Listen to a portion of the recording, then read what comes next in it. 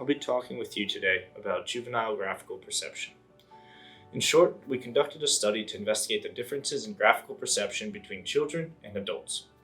Our study population was children aged 8 to 12 from a Boston after-school program and adult graduate computer science students at Northeastern University. I'll refer to them as children and adults going forward. Now at this point, you may already be thinking to yourself, another graphical perception study, forget it. Or I already know the difference, children will be less accurate. That's fair, but give me a listen. First, think back to those rosy days in elementary and middle school. Chances are you used visualization then more than you do now. Educators and developmental psychologists have determined that around 50% of math textbook pages involve a visualization. Now tell me, how many papers have you read that make sure our research applies to them? I'd have to guess not many. This is the gap we want to fill.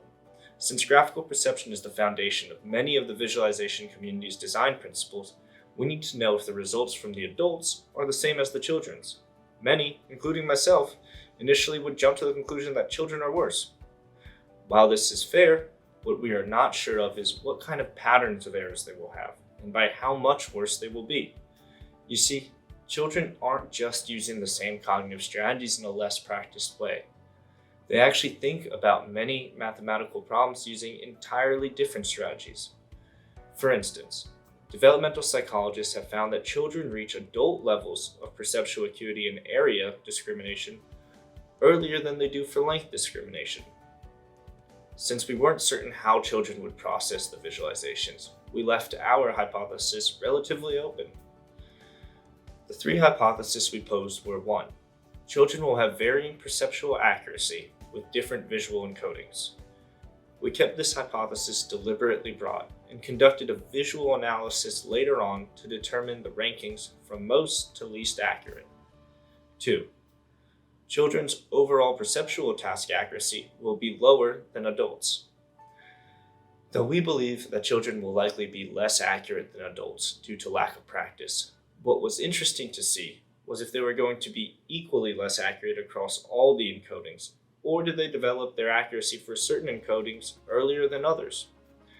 Finally, we took a page out of the developmental psychology book and looked if children and adults had regular patterns of over and underestimation. For instance, when the proportion is small, let's say 10%, did the participants regularly guess higher?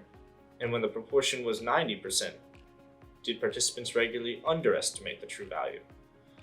Looking for these patterns of bias can help us uncover the cognitive processes involved in graphical perception tasks. Now we can quickly cover the basics of the study before we jump into the results and discussion.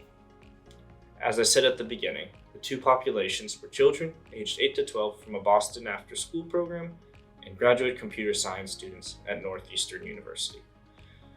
Both populations completed the exact same study online. We tested 5 visual encodings and tried to make them as simple as possible so as to only test the element in question. The adults completed the study remotely and asynchronously, while the children completed the study one-on-one with their usual teacher in the room.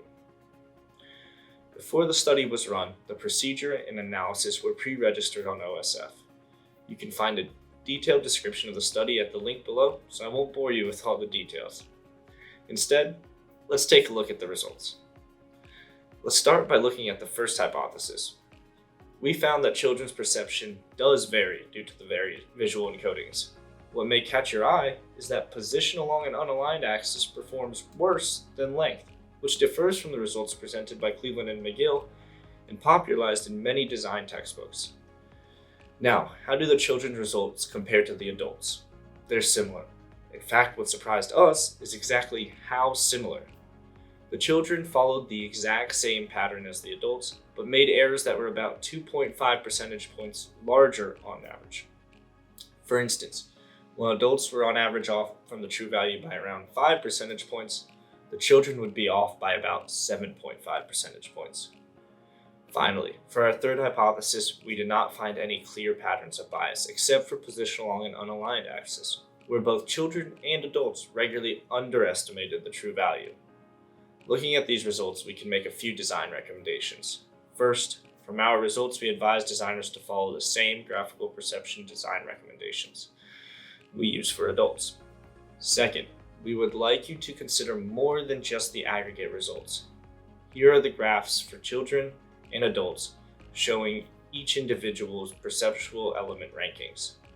Not going into too much detail, all those squiggles mean that there is a lot of variety and only a small percentage of individuals follow the same pattern as the aggregate.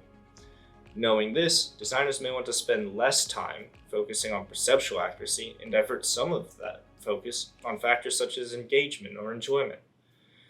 If perceptual accuracy is paramount, consider adding exact numbers or grid lines. Finally, we hope that future researchers present their findings in a manner that more closely reflects the results. We already demonstrated the importance of looking at the individual, but it would also be beneficial to show the rankings not as evenly spaced, but and separate them based off perceptual accuracy. Alright, let's recap everything real quick.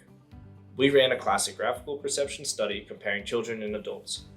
We were interested in seeing the rankings of the visual encodings, how children compared to adults, and if there were any systematic biases.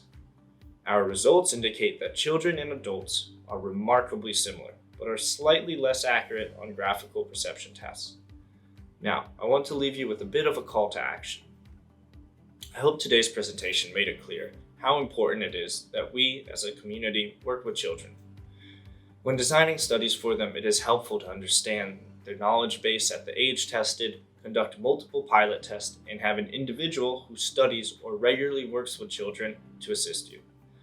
One thing that should be noted and surprised us was how excited and enthusiastic the children were to complete a task that most adults would deem boring. With that in mind, we hope future researchers are not discouraged by the extra thought and care that needs to be taken in designing studies for children and continue to pursue this area of research. Thank you all for listening today. You can email me and find the paper and supplemental materials at the links below.